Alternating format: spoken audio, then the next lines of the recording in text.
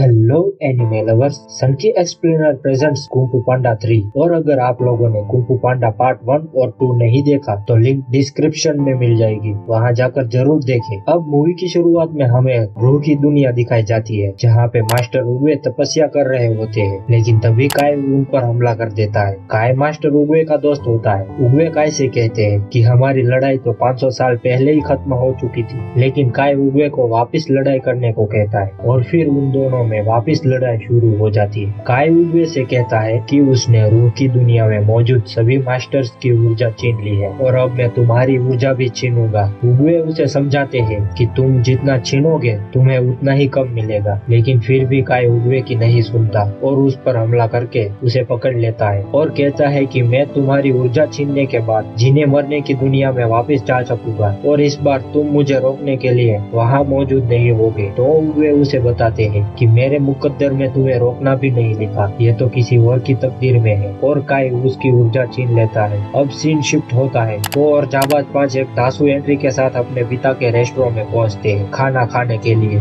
और फिर जब वो वापस जेड महल पहुंचते हैं तो वहाँ मास्टर शिफू उन्हें बताते हैं कि आज मैं तुम लोगों की आखिरी क्लास लूंगा, क्योंकि आज के बाद तुम्हारी ट्रेनिंग की जिम्मेदारी ड्रैगन योद्धा की होगी। ये सुनते ही सभी शॉक हो जाते हैं। तभी वो मास्टर शिफू को कहता है कि मैं इन्हें क्या सिखाऊंगा, ये लोग पहले से ही जाबाज 5 है। तो शिफू उसे बताते हैं कि एक मास्टर के लिए भी सीखने को कुछ न कुछ होता है। ये कहकर वो वहाँ से चले जाते हैं। अब जाबाज 5 को अपना मास्टर मानने लगते हैं। फिर वो उनकी ट्रेनिंग शुरू करता है, लेकिन वो उन लोगों को कुछ भी सिखा नहीं पाता, उल्टा उन लोगों को मुसीबत में डाल देता है और सभी घायल हो जाते हैं। फिर वो लोग पो से कहते हैं कि तुम्हें कुछ सिखाना नहीं आता। अब वो उदास होकर मास्टर उगवे की मूर्ति के पास जाता है और उन्हें सॉरी बोलता है, लेकिन तभी वहाँ मास्टर शिफू आ जाते हैं। वो पो से पूछते हैं कि आज सिखाने का पहला दिन कैसा रहा। तो वो उन्हें बताता है कि बहुत ही बेकार, और आज के बाद मैं उन्हें कुछ भी नहीं सिखाऊंगा। तभी शिफू उसे समझाते हैं कि अगर तुम वही करो जो आज तुम कर रहे हो तो तुम आज से ज्यादा कभी नहीं बन पाओगे। तो वो कहता है कि मुझे ज्यादा बनना भी नहीं है, मैं जैसा हूँ वैसा ही ठीक हूँ। मास्टर शिफू कहते हैं कि तुम तो अभी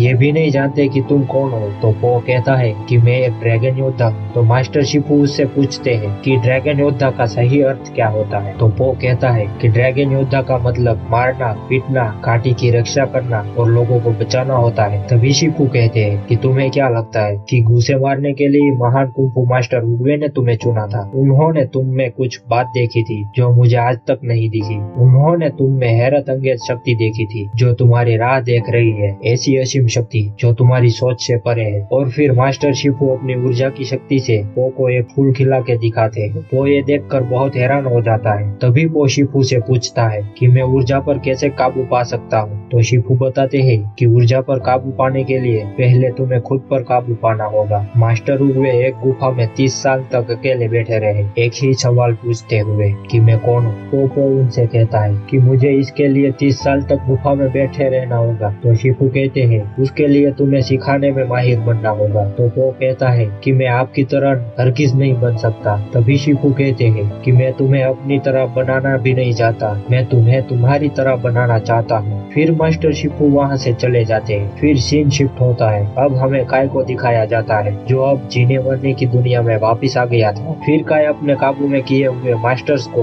उगवे के चेलों को ढूंढने के लिए भेजता है। फिर हमें पोपो दिखाया जाता है जो नहाते हुए अपने खिलौनों से खेल रहा होता है। तभी वहाँ एक पिग आता है और कहता है कि कोई तुम्हारा डम्पलिंग खाने का रिकॉर्ड तोड़ने वाला है। तो वो बाहर आकर देखता है कि वो एक पैंडा होता है जो सबसे ज्यादा डम्पलिंग खाकर एक नया रिकॉर्ड बनाता है। तभी वो उनसे पूछता है कि तुम कौन हो। तो वो बताते हैं कि मेरा नाम ली शेन है और मैं अपने बेटे को ढूंढ रहा हूँ जो कई सालों पहले खो गया था। ये कहते ही वहाँ पर खड़े सभी लोग पो की तरफ देखते हैं और फिर पो उनसे कहता है कि मैंने भी कई सालों पहले अपने पिता को खो दिया था। ये कहकर वो दोनों जाने लगते हैं। फिर उन्हें पता चलता है कि वो दोनों बाप बेटे हैं और फिर वो एक दूसरे को गले लगा लेते हैं। सब बहुत खुश होते हैं और फिर वो अपने पिता को बताता है कि वो एक ड्रैगन योद्धा है। फिर वो उन्हें जेड महल की ओर ले जाता है। वहाँ वो सबसे पहले उन्हें जाबाजों के रूम में ले जाता है जहाँ अभी तक के सभी महान कुंग फू मास्टर्स के हथियार रखे थे। वो उन्हें सभी हथियार दिखाता है, लेकिन वो दोनों उन सभी हथियारों के साथ मस्ती करने लगते हैं। और तभी वहाँ जाबाज 5 और मास्टर शिफू आ जाते हैं, लेकिन अभी भी वो के पिता मस्ती कर रहे होते हैं क्योंकि उन्हें पता नहीं होता होता कि उन्हें कोई देख रहा है। और फिर वो उन सबको अब उसके पिता से मिलवाता है। सब उन्हें देखकर बहुत खुश होते हैं, लेकिन तभी उन्हें अलार्म की आवाज सुनाई देती है, यानी कि घाटी पर हमला हुआ है। और फिर सभी उनसे लड़ने वहां जाते हैं और वो अपने पिता को भी वहां आने को कहता है ताकि वो देख सके कि एक ड्रैगन योद्धा का काम क्या होता है। और फिर वो वहां घाटी में आता है जहाँ काय के हरे ज़ॉम्बीज़ जाबाज 5 से लड़ रहे होते हैं। वो उन्हें देखकर बहुत हैरान हो जाता है कि ये लोग तो कई साल पहले मर चुके हैं। फिर वो उन सब से लड़ाई करने लग जाते हैं और उनमें बहुत ही कमाल की फाइट होती है। फिर वो डम्पलिंग से उन पर हमला करता है, जिससे वो उन सारे ज़ॉम्बीज़ को पकड़ लेते हैं। और तभी उन सभी के अंदर से काय की आवाज आती है, क्योंकि काय उन्हें कंट्रोल कर रहा था। लेकिन ये देखकर पो और उसके साथियों को कुछ भी समझ नहीं आ रहा था कि ये कौन बोल रहा है। तो काय उन्हें बताता है कि मैं काय बोल रहा हूँ और मैंने तुम्हें ढूंढ लिया। और फिर काय उन लोगों को वापस अपने पास बुला लेता है। लेकिन मास्टर शिपू काय के बारे में कुछ भी नहीं जानते थे और इसका पता लगाने के लिए वो उगवे के लिखे हुए स्क्रॉल देखने जाते हैं, जहाँ उन्हें काय की एक स्क्रॉल मिलती है। फिर मास्टर शिपू उसे पढ़कर सभी को सुनाते हैं कि काफी वक्त पहले उगवे का भाई जैसा एक दोस्त था और उगवे एक महान फौज की कमान संभाल रहे थे और उनके साथ उनका दोस्त काय भी लड़ रहा था। और ऐसे ही उन पर हमला हुआ, जिसमें उगवे बुरी तरह से जख्मी हो गए और उन्हें बचाने के लिए काय उन्हें लेकर दर दर भटकता रहा। आखिरकार वो दोनों एक पहाड़ों में छिपे हुए गांव में पहुंचे, जहाँ पे पेंडा रहते थे, जिन्होंने ऊर्जा की शक्ति से उगवे को ठीक कर दिया और साथ ही उन्होंने उगवे को ऊर्जा देना भी सिखाया। लेकिन ये सब देखकर काय के मन में कालापन आ गया और वो सारी शक्ति खुद हासिल करना चाहता था। उसने देखा जो चीज दी जा सकती है वो छीनी भी जा सकती है, इसीलिए उगवे को उसे रोकना पड़ा। और उन दोनों में फिर बहुत ही खतरनाक लड़ाई हुई,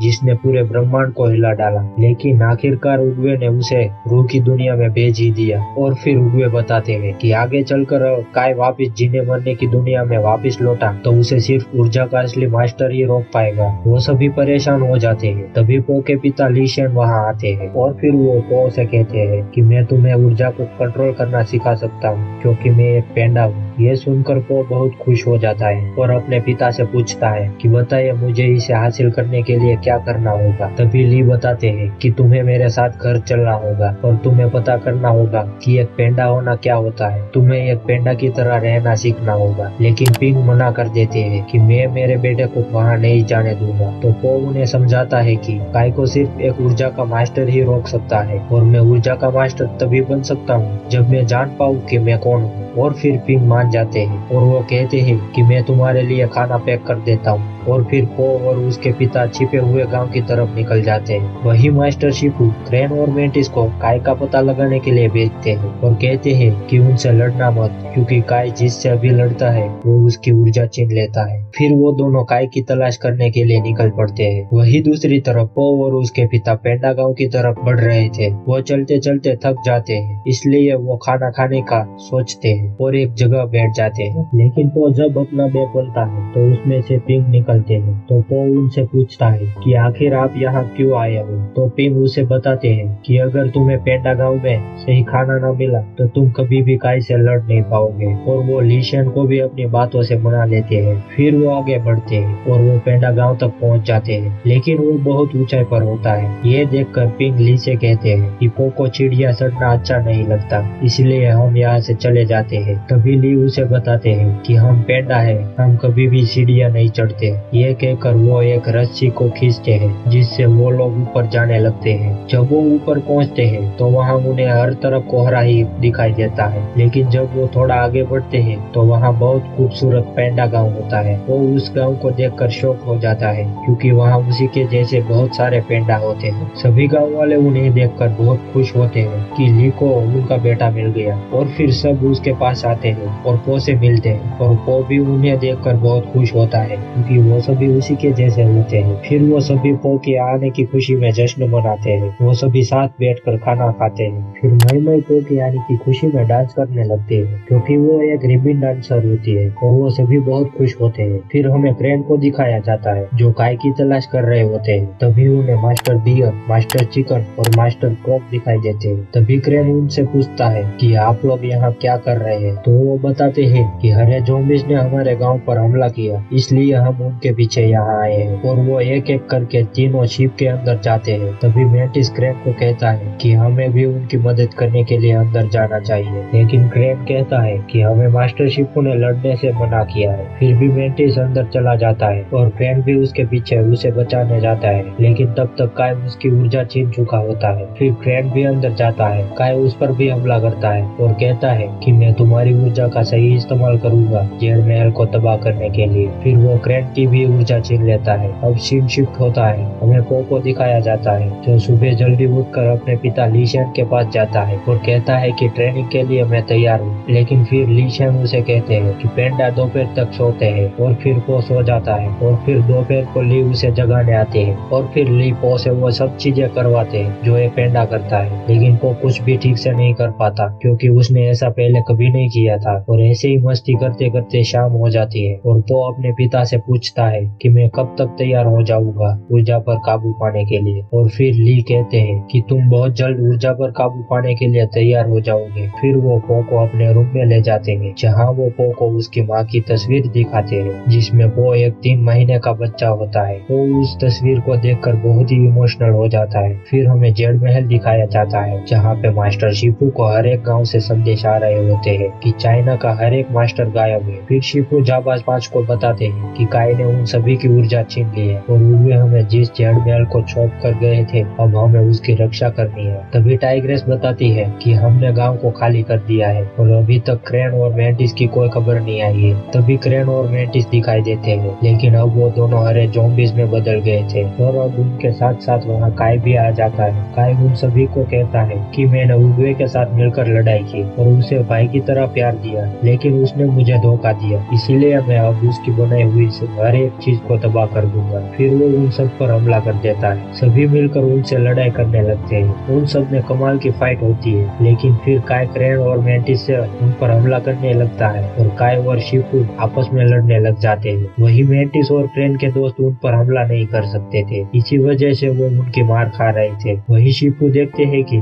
काय ने उगवे की ऊर्जा भी छीन ली है, जिसे देखकर उनका ध्यान भटक जाता है और काय उन पर हमला कर देता है, जिससे वो दूर जाकर गिरते हैं। और फिर काय वाइपर और मंकी की भी ऊर्जा छीन लेता है। वही शिपू टाइग्रेस को पो को आगाह करने के लिए भेजते हैं और फिर काय उगवे की मूर्ति को तोड़कर उससे वो सारी जगह तबाह कर देता है। ये देखकर शिपू मास्टर उगवे से मन ही मन माफी मांगते हैं। तभी वहाँ काय आ जाता है और शिपू की ऊर्जा भी छीन लेता है। तो टाइग्रेस भी ये सब कुछ देख रही होती है और वो पो को आगाह करने के लिए निकलती है। तभी हमें पो को दिखाया जाता है जो सभी पेंडा के साथ मस्ती कर रहा होता है, लेकिन अभी तक उसने ऊर्जा को काबू करना नहीं सीखा था क्योंकि उसके पिता ली ने उसे अभी तक कुछ भी नहीं सिखाया था। तभी पो वहाँ टाइग्रेस को देखता है जो बहुत ही घायल हालत में है। वो उससे पूछता है कि तुम आखिर यहाँ क्या कर रही हो। तो टाइग्रेस उसे बताती है कि काय ने घाटी पर हमला करके सब कुछ तबाह कर दिया है और उसने हमारे दोस्तों के साथ साथ पूरे चाइना के मास्टर्स की ऊर्जा भी छीन ली है और अब वो यहाँ आ रहा है तुम्हें खत्म करने के लिए और तुम सबकी ऊर्जा छीनने के लिए। फिर पो भागता हुआ अपने पिता ली के पास जाता है और उन्हें ऊर्जा की ट्रेनिंग सिखाने को कहता है, लेकिन ली उसे कहते हैं कि तुम अभी तैयार नहीं हो और फिर वो पूरे गांव वालों को सामान समेट कर यहाँ से भागने को कहता है। फिर पो अपने पिता से कहता है कि मैं ऊर्जा की ट्रेनिंग करने के लिए तैयार हूँ, मैंने वो सब किया जो आपने मुझे कहा था, मैं पूरा का पूरा पेंडा बन चुका हूँ, फिर भी आप मुझे क्यों नहीं सिखा रहे। तो ली कहते हैं कि हम में से किसी को भी ऊर्जा को कंट्रोल करना नहीं आता, माना कि पहले हम सब ऊर्जा पर कंट्रोल करना जानते थे लेकिन अब हमें नहीं आता। तो वो उनसे कहता है कि आपने मुझसे झूठ क्यों बोला। तो ली कहते हैं कि मैं तुम्हें काय से बचाना चाहता था क्योंकि मैं नहीं चाहता था कि मैं फिर से अपने बेटे को खो दूं। लेकिन वो कहता है कि दुश्मनों से लड़ना ही तो मेरा काम है और मैं आपकी वजह से अपनी घाटी की हिफाजत नहीं कर पाया। और फिर वो वहाँ से चला जाता है और सबको डरा हुआ देखकर बहुत गुस्सा हो जाता है। तभी पिंग उसे यहाँ से भागने के लिए कहते हैं, लेकिन वो उनसे कहता है कि मैं यही रहकर काय से लड़ूंगा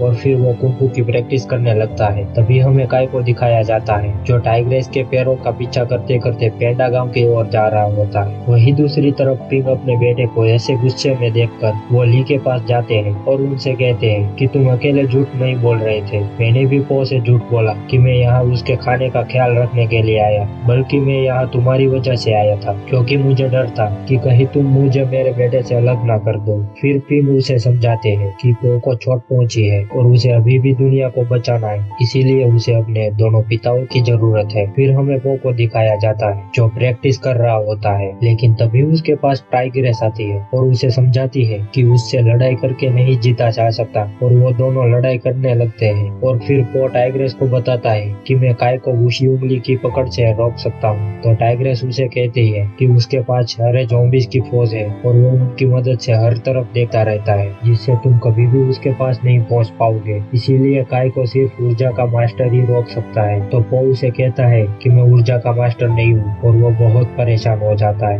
और कहता है कि तुम सही हो, मैं ना तो उसे रोक सकता हूँ और ना ही उसकी फौज को। तभी ली उसके पास आते हैं और कहते हैं कि हम सब मिलकर तुम्हारी फौज बनेंगे। लेकिन पो उनसे कहता है कि आपको तो कुंफू का कूद तक नहीं आता। तो ली उसे कहते हैं कि तुम हमें कुंफू सिखाओगे तो हम सब तुम्हारी तरह बन सकते हैं। ये कहते ही पो को मास्टर शिफू की बात समझ में आ जाती है। तभी पो कहता है कि मुझे आपको मेरी तरह नहीं बल्कि आपको आप ही की तरह बनाना होगा। मास्टर शिफू की ये बात समझकर पो बहुत खुश हो जाता है और अपने दोनों पिताओं को गले लगा लेता है। और फिर पो पूरे जोश के साथ कहता है कि मैं अब तुम सबको कुंफू सिखाऊंगा। फिर पो सभी पेंडा को कुंफू सिखाने लगता है। वो उन सभी को उन्हीं चीजों से कुंफू सिखाता है जो चीजों को वो बहुत ही अच्छे से करते हैं। फिर धीरे धीरे पो उन सभी को उन्हीं की स्किल से कुंफू सिखा देता है और अब उनकी फौज तैयार हो जाती है। फिर पो उन सभी को प्लान बताता है कि तुम सभी को उन हरे ज़ॉम्बीज़ का ध्यान भटकाना है ताकि मैं काय के पास जाकर उसे ऊँची उंगली की पकड़ से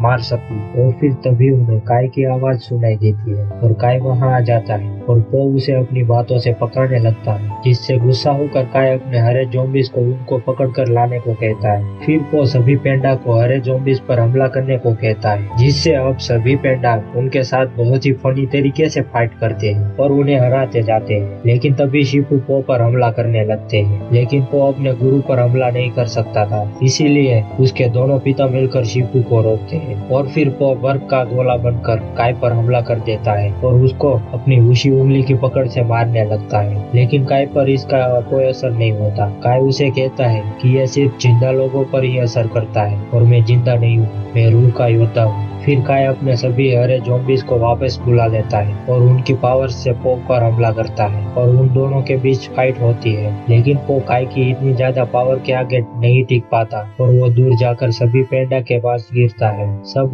उसे इस हालत में देखकर बहुत परेशान हो जाते हैं और वो सबको कहता है कि मैं गलत था और उन सभी को भागने को कहता है। लेकिन तभी वहाँ काय आ जाता है और कहता है कि मैं अब तुम सबकी ऊर्जा छीनूंगा। वो पो को कहता है कि तुम्हें वाकई लगा था कि तुम मुझे रूह की दुनिया में वापस भेज दोगे। तभी पो को काय की बात याद आती है कि मैं तुम्हें रूह की दुनिया में भेज तो नहीं सकता, लेकिन वहाँ लेकर जरूर जा सकता हूँ। पो काय का ध्यान भटका के उसकी गर्दन पर सवार हो जाता है और अपनी ही उंगली पर ऊँची उंगली की पकड़ इस्तेमाल करता है, जिससे पो अगले ही पल मर जाता है और अब वो दोनों रूह की दुनिया में चले जाते हैं। अब वहाँ पर पो की यादों के रूप में सिर्फ पत्तियां ही रह जाती है। सब बहुत दुखी होते हैं। फिर हमें रूह की दुनिया में पो और काय को दिखाया जाता है। पो रूह की दुनिया में आकर बहुत खुश होता है, लेकिन काय उस पर बहुत गुस्सा होता है और उस पर हमला करके उसकी भी ऊर्जा छीनने लगता है। वही दूसरी तरफ सभी लोग देखते हैं कि पत्तियां मुरझा रही है, तो ये देखकर ली सभी को वहां बुलाते हैं और वो सभी पो को ऊर्जा देने की कोशिश करते हैं और वो इसमें कामयाब भी हो जाते हैं, जिससे अब पो की शक्तियां बढ़ने लगती है, जिससे अब वो बहुत ही ताकतवर हो जाता है, जिससे अब वो एक ड्रैगन योद्धा में चेंज हो जाता है। और अब वो इतना ताकतवर होने की वजह से वो काय से बहुत ही फनी तरीके से फाइट करता है और पो काय को बहुत मारता है, लेकिन काय फिर भी हार नहीं मानता। तो पो उसके अंदर अपनी ऊर्जा की सारी शक्ति डाल देता है, लेकिन काय इतनी सारी शक्ति को काबू नहीं कर पाता और वो हमेशा के लिए मर जाता है, जिसकी वजह से अब सभी लोग उसकी कैद से आजाद हो जाते हैं और सभी बाहर आ जाते हैं। लेकिन वो अभी भी वहाँ नहीं आता क्योंकि वो मास्टर उगवे से मिलने जाता है, क्योंकि वो अब पूरे तरीके से एक ड्रैगन योद्धा बन चुका था। मास्टर उगवे भी उसे देखकर बहुत खुश होते हैं और पो को कहते हैं कि तुम ही मेरे असली वारिस हो, और वो उसे अपनी छड़ी दे देते हैं और फिर पो जीने मरने की दुनिया में वापस चला जाता है। सब उसे देखकर बहुत खुश होते हैं और उसे गले लगा लेते हैं। तभी शिफू उसे पूछते हैं कि तुम्हें ये छड़ी किसने दी? तो पो उसे बताता है कि मुझे ये मास्टर उगवे ने दी है, क्योंकि अब मैं ऊर्जा का मास्टर बन चुका हूँ। फिर अब वो सभी को ऊर्जा को कंट्रोल करना सिखाता है और अब वो एक बहुत ही अच्छा मास्टर बन चुका होता है और यहीं पर मूवी का एंड होता है। और अगर आप चैनल पर नए हो तो वीडियो को लाइक, शेयर और चैनल को सब्सक्राइब करना मत भूलना। Thank you.